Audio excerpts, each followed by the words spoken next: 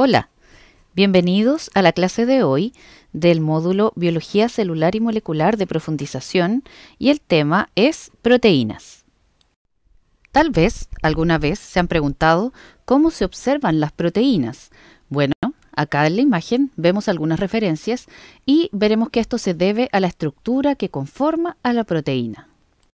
Primero que todo, las proteínas son moléculas orgánicas, es decir, que se encuentran exclusivamente formando parte de la estructura de los seres vivos. Contienen en su estructura un esqueleto de átomos de carbono. Los átomos que están involucrados junto al carbono para conformar a las proteínas son el hidrógeno, el oxígeno, el nitrógeno y el azufre, denominado CHONS. Las proteínas son polímeros. Eso quiere decir que resultan de la unión de varias moléculas más pequeñas. Un polímero es una macromolécula. Este polímero, que resulta de la unión de moléculas más pequeñas, son unidades que se repiten formando una cadena. Esas unidades que se repiten se denominan unidad básica o monómero, y en el caso de las proteínas corresponden a los aminoácidos. Por lo tanto, vale decir que una cadena de aminoácidos dará origen a una proteína. Acá en la imagen podemos encontrar la estructura básica de un aminoácido. Todos los aminoácidos repetirán esta estructura general. Corresponde a un átomo de carbono central, que se observa en celeste, un átomo de hidrógeno hacia arriba, un grupo radical hacia abajo, un grupo carboxilo hacia la derecha, COOH, y un grupo amino hacia la izquierda, NH2. Recordar que el grupo carboxilo también se puede denominar grupo ácido, por lo tanto de ahí deriva el nombre de esta molécula que corresponden a los aminoácidos. Cuando observamos los aminoácidos formando parte de una proteína, se señalan con un círculo. El círculo englobaría, por lo tanto, a todos estos componentes. La letra R simboliza al grupo radical. Es un grupo de átomos que varía para cada aminoácido y esa variación le otorga ciertas características. Aquí en la imagen encontramos 5 grupos de aminoácidos. Estos aminoácidos pueden ser clasificados dentro de estos grupos debido a las propiedades que les otorga su grupo radical, que está señalado en rosado. Fíjense que el grupo radical es distinto para cada aminoácido. Y dependiendo de los átomos que se encuentren en el grupo radical, podemos encontrar entonces aminoácidos apolares, aminoácidos polares, aminoácidos electropositivos, aminoácidos electronegativos y aminoácidos aromáticos. Todos los aminoácidos mantienen su estructura básica general, carbono central, grupo carboxilo, grupo amino, variando solamente en el radical. Los aminoácidos apolares también se pueden considerar hidrofóbicos, los aminoácidos polares hidrofílicos, los aminoácidos aromáticos poseen anillos de benceno y los electropositivos y electronegativos interactuarán para plegar la proteína. En esta imagen vemos un listado del nombre de los aminoácidos no esenciales y de los aminoácidos esenciales. ¿Qué se considera a un aminoácido como esencial? Son aquellos que el propio organismo no puede sintetizar por sí mismo. Esto implica que la única fuente de estos aminoácidos en estos organismos es la ingesta directa a través de la dieta. Hay algunos aminoácidos que solo se consideran esenciales en los niños. Llegada la etapa adulta, pasan a ser no esenciales. Para poder obtener todos aquellos aminoácidos no esenciales, debemos incluirlos a través de la dieta. Dijimos que los aminoácidos formaban parte de las proteínas. Por lo tanto, debemos incluir proteínas en la dieta. ¿Cuáles son las principales fuentes de proteínas? Encontramos fuentes de origen animal y fuentes de origen vegetal. Las principales fuentes de origen animal corresponden a las carnes, cerdo, vacuno, pollo, pescado, a los huevos y también a la leche. Encontramos una parte importante en frutos secos, pero eso no es origen animal, es origen vegetal. Y las proteínas de origen vegetal principalmente las encontramos en legumbres y los derivados que podamos obtener de aquellas legumbres, como por ejemplo el poroto de soya y todos sus derivados, tofu, seitán, etcétera, y también en leche vegetal. Algunas de las funciones más relevantes de algunos de estos aminoácidos las encontramos en esta imagen. Por ejemplo, isoleucina, formación de hemoglobina, reparación del tejido muscular, piel y huesos, y regula el azúcar en la sangre y los niveles de energía. Leucina, cicatrización de huesos, tejido muscular y la piel, producción de la hormona del crecimiento y reduce los niveles de azúcar en la sangre. Lisina, colágeno, producción de anticuerpos, correcta absorción de calcio y reduce los niveles altos de triglicéridos. Metionina, antioxidante, previene la acumulación de grasa en el hígado y arterias. Fenilalanina, promueve el estado de alerta por producir noradrenalina, que transmite señales entre las células nerviosas de nuestro cerebro. Treonina, prevenir la acumulación de grasa, formación de elastina, el esmalte de los dientes y colágeno. Triptófano, relajante natural, reduce el apetito y aumenta la liberación de hormona del crecimiento. Valina, reparación de tejidos, el mantenimiento del equilibrio de nitrógeno en el cuerpo y en el metabolismo muscular. El tejido muscular lo utiliza como energía. Histidina, producción de glóbulos rojos y blancos en la sangre, para el mantenimiento de las vainas de mielina y para el crecimiento y reparación de tejidos. El siguiente mapa conceptual nos resume las principales características de las proteínas. Partamos por su estructura. Se distinguen 20 aminoácidos según su grupo radical. Los aminoácidos se encontrarán unidos por un enlace peptídico que está formando péptidos o proteínas, y estos se unen para la organización estructural de la proteína en estructura primaria, secundaria, terciaria y cuaternaria. Enseguida veremos a continuación esas estructuras. Encontramos principales funciones de las proteínas: proteínas contráctiles, proteínas estructurales, proteínas que funcionan como enzimas, proteínas de reserva, proteínas de defensa, proteínas de transporte y proteínas que funcionan como hormonas.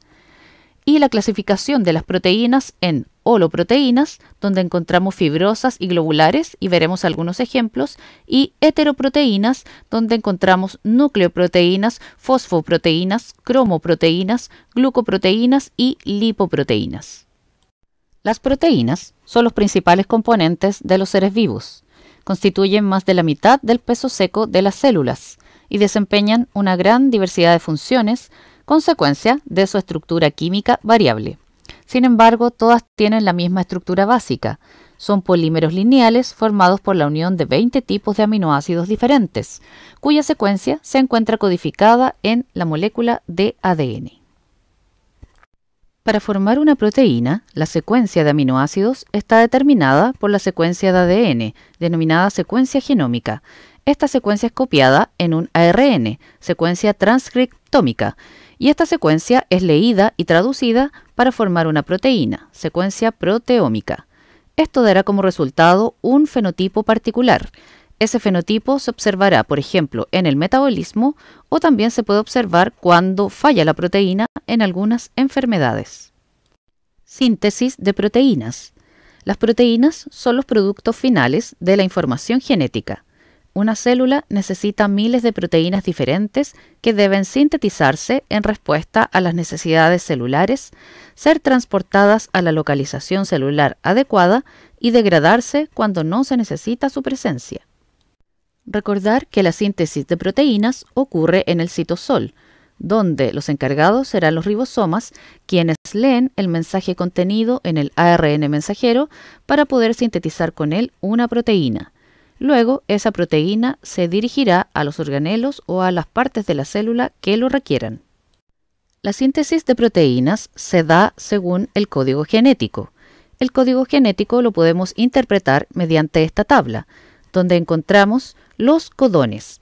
Recordar que los codones son secuencias de 3 bases nitrogenadas consecutivas en el ARN mensajero, que se han copiado de manera complementaria de la información que está en el ADN o de los tripletes. Para el triplete de inicio TAC, copiamos de manera complementaria el codón de inicio AUG, y el codón de inicio AUG, que está marcado en verde, codifica para el aminoácido metionina. Así, sucesivamente, se irán leyendo los codones y se irán incorporando los aminoácidos según el código. hasta que encontremos algún codón de término que resultan de la copia de algún triplete de término. Están marcados en rojo, los codones son UAA, UAG o UGA. Con esto se detiene la traducción y por lo tanto la proteína ha quedado finalizada.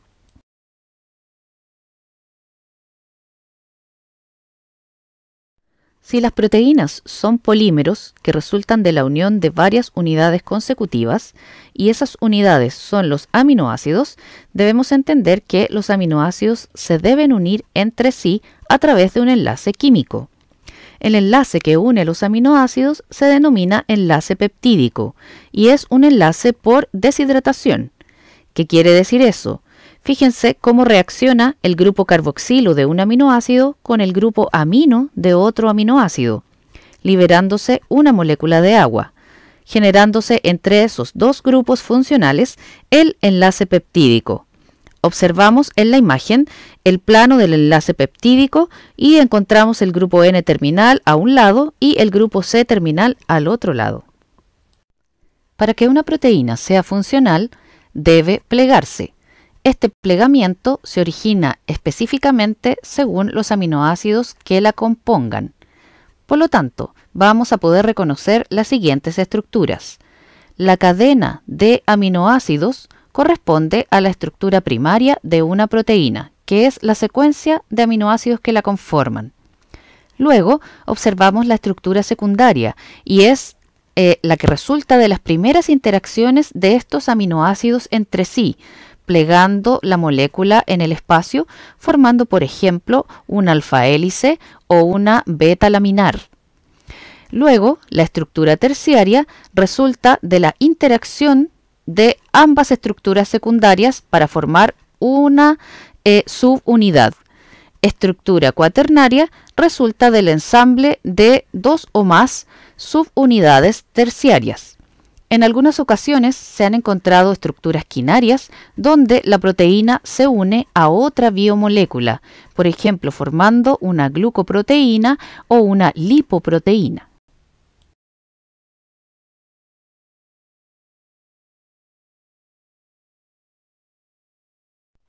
Por lo tanto, en resumen, la estructura primaria de las proteínas es una estructura que todas las proteínas la tienen.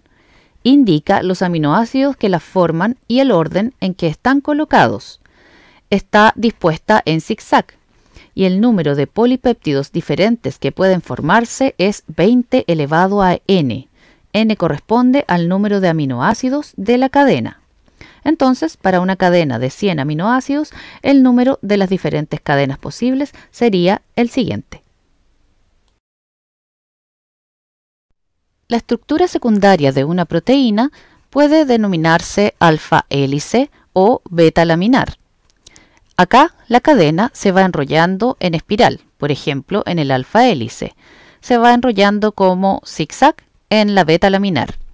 Los enlaces de hidrógeno intercatenarios mantienen la estructura y la formación de estos enlaces determina la longitud del paso de la rosca.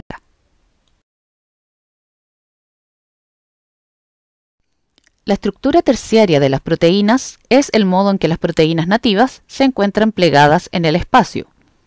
La estructura se estabiliza por uniones entre radicales de aminoácidos alejados unos de otros, generándose entre ellos enlaces de hidrógeno, atracciones electrostáticas, atracciones hidrofóbicas y puentes disulfuro.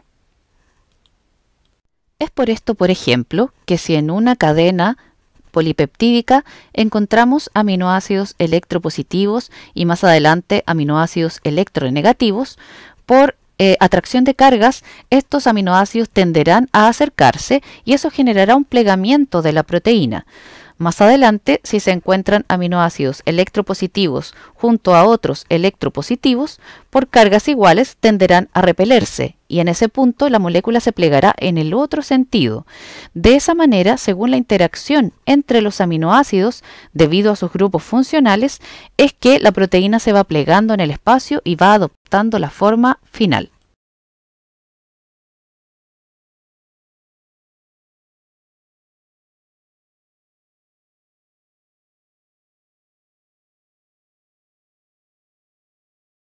Las proteínas se pueden clasificar en holoproteínas y heteroproteínas. Dentro de las holoproteínas encontramos las proteínas fibrosas. Generalmente los péptidos que las forman se encuentran dispuestos a lo largo de una sola dimensión. Tienen funciones estructurales o protectoras. Son proteínas más bien alargadas. Entonces encontramos, por ejemplo, el colágeno. Se encuentra en tejido conjuntivo, piel, cartílago, hueso, tendones y córnea. Miosina y actina, responsables de la contracción muscular. Queratinas, forman los cuernos, uñas, pelo y lana. Fibrina, interviene en la coagulación sanguínea. Elastina es una proteína elástica. Y encontramos proteínas globulares, que son más complejas que las fibrosas y están plegadas en forma más o menos esférica, de ahí su nombre. Entonces tenemos las albúminas, que realizan transporte de moléculas o reserva de aminoácidos, proteínas globulinas, diversas funciones, entre ellas las inmunoglobulinas que forman los anticuerpos y las histonas y protaminas que se asocian al ADN permitiendo su empaquetamiento.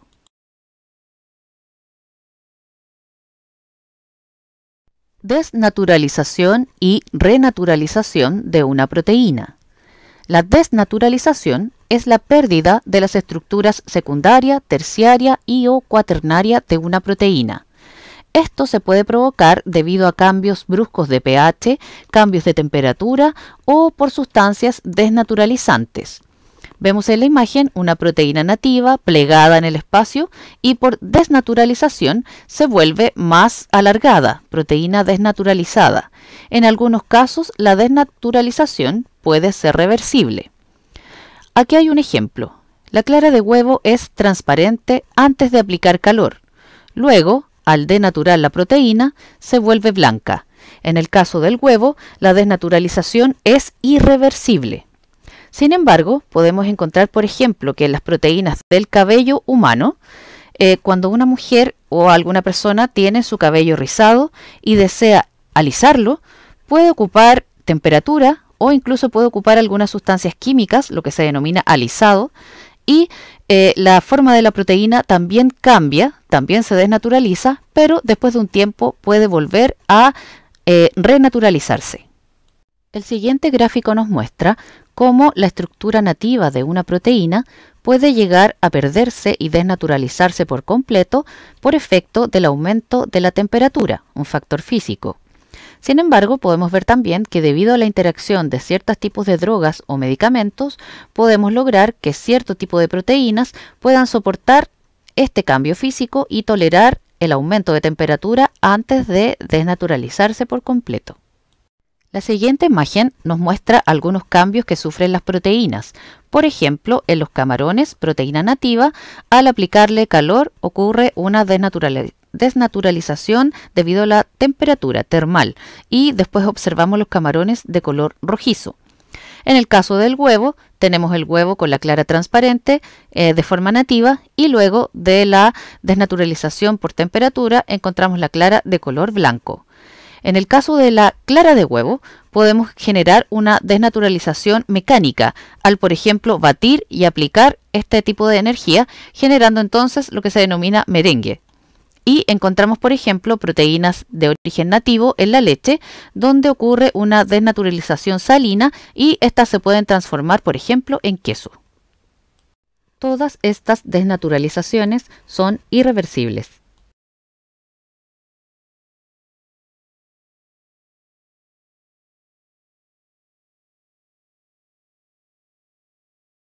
Proteínas y sus funciones.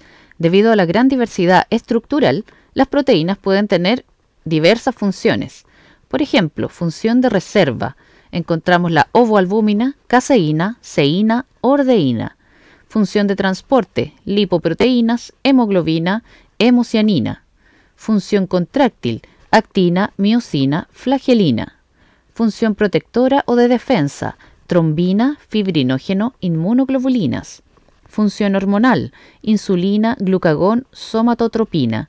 Estructural, glucoproteínas, histonas, queratina, colágeno, elastina. Función enzimática, catalasa, ribonucleasas. Función homeostática, la albúmina. La función de reserva está asociada a la reserva de energía. La función de transporte está asociada al transporte de sustancias químicas dentro del cuerpo. La función contráctil está asociada a contraer ciertas estructuras del cuerpo, como el músculo. La función protectora o defensiva está asociada a la fabricación de anticuerpos, por ejemplo. La función hormonal tiene que ver con el transporte de algún mensaje químico. La función estructural tiene que ver con conformar alguna estructura de la célula, por ejemplo, la membrana. La función enzimática tiene que ver con el actuar como una enzima en una reacción química, y la función homeostática tiene que ver con el mantenimiento del equilibrio interno. Esta imagen nos muestra algunas de las funciones de las proteínas, pero también nos muestra cómo se observan en el espacio. Vemos las proteínas de transporte, las proteínas de estructura, algunas globulares y otras fibrilares, proteínas enzimáticas para la catálisis, proteínas para el movimiento como la miosina, regularización y señalización, por ejemplo insulina, factor de transcripción o inmunoglobulinas. Ahora veremos un tipo especial de proteínas que son las enzimas. La principal función biológica de las enzimas es su capacidad catalizadora, es decir, aceleradora de las reacciones químicas. A pesar de que la conversión de azúcar en agua y CO2 en presencia de oxígeno es espontánea y libera energía, si dejamos un barril de azúcar en contacto con el aire, este en cientos de años no sufrirá conversión apreciable en agua y CO2. Esta velocidad de reacción no es apropiada a la vida. Cuando un ser vivo consume sacarosa, esta en segundos se convierte en agua y CO2, liberando energía. La diferencia es la catálisis enzimática, y lo mismo podemos observar con la oxidación. Si vemos la oxidación de una manzana, tarda demasiado tiempo dentro de la célula, las oxidaciones deben ser inmediatas. Características funcionales de las enzimas: actúan en pequeñas cantidades. Existen algunos ARN que se asocian a proteínas cumpliendo acción enzimática. No sufren alteración neta al final de la reacción química en la que participan. Disminuyen la energía de activación de una reacción química. Son específicas, es decir, actúan sobre sustratos específicos. Actúan en solución acuosa a pH neutro y temperatura 37 grados Celsius. El 25% de los genes codifican proteínas de acción catalítica. Algunas enzimas actúan con la ayuda de estructuras no proteicas. En función de su naturaleza, se denominan, por ejemplo, cofactores, cuando se trata de iones o moléculas inorgánicas, como vemos en la imagen de verde con rojo, la asociación de la enzima y el cofactor. También están las coenzimas, cuando es una molécula orgánica. Aquí se puede señalar que muchas vitaminas funcionan como coenzimas y realmente las deficiencias producidas por la falta de vitaminas responden más bien a que no se puede sintetizar un determinado producto enzimático en el que la vitamina es la coenzima, por ejemplo las vitaminas del complejo B, el FAD y el NAD. Para la nomenclatura de las enzimas tenemos que tener en cuenta el nombre del sustrato, el tipo de reacción y una finalización en asa. Por ejemplo, para el tipo de enzima nucleasas o endonucleasas, el sustrato en el que actúan, ellas degradan ácidos nucleicos y, debido a ese nombre de sustrato, adquieren también la finalización asa y obtenemos el nombre de la enzima. Las reacciones entre moléculas requieren energía. Esto quiere decir que para que un sustrato se transforme en producto, se requiere una cantidad de energía necesaria. Esa energía se denomina energía de activación. Tratar de acumular la cantidad de energía de activación requerida para transformarse en producto puede llevar mucho tiempo. Es por eso que, debido a la acción de las enzimas, ellas disminuyen la energía de activación requerida. Por lo tanto, disminuyen el tiempo de espera en que un sustrato se transforma en producto. De esa manera, aceleran las reacciones químicas. Las moléculas permanecen bastante estables en el tiempo. Para que una reacción química ocurra en el tiempo útil para un ser vivo, debe superar un umbral energético, llamado energía de activación. Quienes aceleran este proceso son las enzimas. Enzimas y catálisis. Fíjense en la primera ecuación. Tenemos la unión de enzima más sustrato. Eso forma un complejo reversible de enzima-sustrato. Luego, ese complejo reversible se transforma en enzima-producto y luego, finalmente, de manera reversible, se separa en enzima más producto. Fíjense en la gráfica, vemos en la línea negra la cantidad de energía requerida para que un sustrato S se pueda transformar en un producto P. Sin embargo, debido a la acción de la enzima, la línea celeste, la cantidad de energía requerida es mucho menor para que ocurra el paso de enzima más sustrato al complejo enzima sustrato y luego al complejo enzima producto para obtener en el fondo el mismo producto. Por lo tanto, la catálisis mejora la tasa de reacción entre las moléculas al disminuir la energía de activación necesaria para la reacción. No altera el equilibrio, se produce el mismo producto. La energía de activación es la energía necesaria para que ocurra el alineamiento de grupos reactivos, reordenamiento de enlaces y otros cambios que preceden a la formación del producto. En este GIF podemos ver cómo la enzima glucosa 6-fosfatasa cataliza la reacción para poder fosforilar un ADP a partir de una glucosa 6-fosfato. Fíjense en este gráfico, en la línea roja, la cantidad de energía de activación requerida para poder transformar el sustrato en el producto es mucho más alta sin enzima que con enzima. La acción de la enzima es disminuir la energía de activación requerida, por lo tanto disminuye el tiempo de espera en la transformación de sustrato a producto.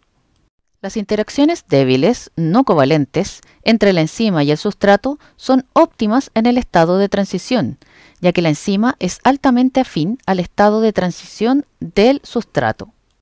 Las interacciones débiles no covalentes formadas en el estado de transición contribuyen con la energía necesaria para alcanzar la energía de activación.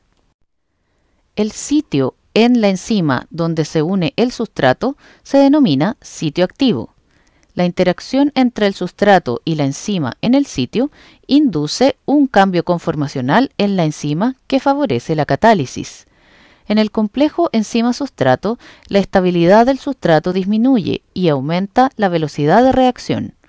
Una enzima no modifica el equilibrio de la reacción, solo la velocidad de la reacción. Existen modelos que explican la unión de la enzima con el sustrato. Tenemos el modelo de encaje inducido. En algunos casos, el centro activo adopta la conformación idónea solo en presencia del sustrato. La unión del sustrato al centro activo de la enzima desencadena un cambio conformacional que da lugar a la formación del producto. Modificaciones covalentes. Algunos grupos funcionales en la enzima pueden contribuir a la reacción de conversión de sustrato en producto. La enzima favorece la formación de enlaces a través de distintos mecanismos catalíticos, como ácido-base, covalente y mediado por iones. Catálisis de ácido-base. El sitio activo de la enzima contiene aminoácidos con grupos funcionales que pueden donar protones o aceptarlos. Catálisis covalente. Se establece un enlace covalente entre la enzima y el sustrato. Catálisis mediada por iones metálicos. Algunas enzimas que presentan cofactores metálicos pueden, a través de ellos, estabilizar el estado de transición y favorecer la catálisis. Como vemos en la gráfica, la mayoría de las enzimas son sensibles a los cambios de pH, pues trabajan a pHs óptimos. Pequeñas desviaciones en el valor del pH óptimo generan una disminución en la actividad enzimática. En el GIF podemos ver cómo el cambio de pH por cargas positivas altera la estructura de la proteína, alterando también la estructura del sitio activo. Por lo tanto, ya no es posible la unión del sustrato a la enzima. Los aumentos de temperatura, por lo general, aceleran las reacciones químicas. Las reacciones catalizadas por enzimas siguen esta ley, solo que al ser proteínas, a partir de cierta temperatura se empiezan a desnaturalizar. Esa temperatura se llama temperatura óptima y es aquella en la que la velocidad enzimática es máxima. Regulación enzimática. Algunas enzimas pueden ser reguladas en su actividad por agentes químicos inhibitorios a través de diversos mecanismos.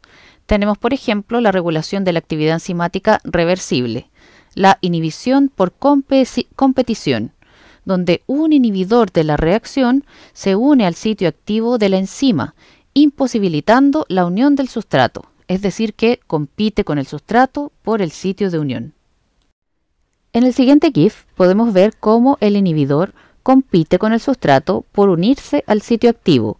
Una vez que el inhibidor se une, bloquea el sitio y por lo tanto el sustrato ya no puede unirse a la enzima. En la inhibición no competitiva, un inhibidor se une a otro sitio de la enzima, imposibilitando que proceda la reacción en presencia del sustrato. En este caso, el inhibidor no compite por unirse al sitio activo, lo hace uniéndose a otro lugar de la enzima, pero de esa manera impide la unión del sustrato. Cuando un inhibidor es competitivo, disminuirá la velocidad de reacción cuando no hay mucho sustrato, pero si hay mucho sustrato, el inhibidor ganará. Cuando un inhibidor no es competitivo, la reacción catalizada por la enzima jamás llegará a su velocidad de reacción máxima normal, incluso en presencia de mucho sustrato. Regulación de la actividad enzimática irreversible. Los inhibidores o activadores pueden unirse de modo covalente, destruyendo o alterando positivamente el grupo funcional relevante en la catálisis. Regulación alostérica. Algunas enzimas cambian su conformación 3D al unirse al sustrato.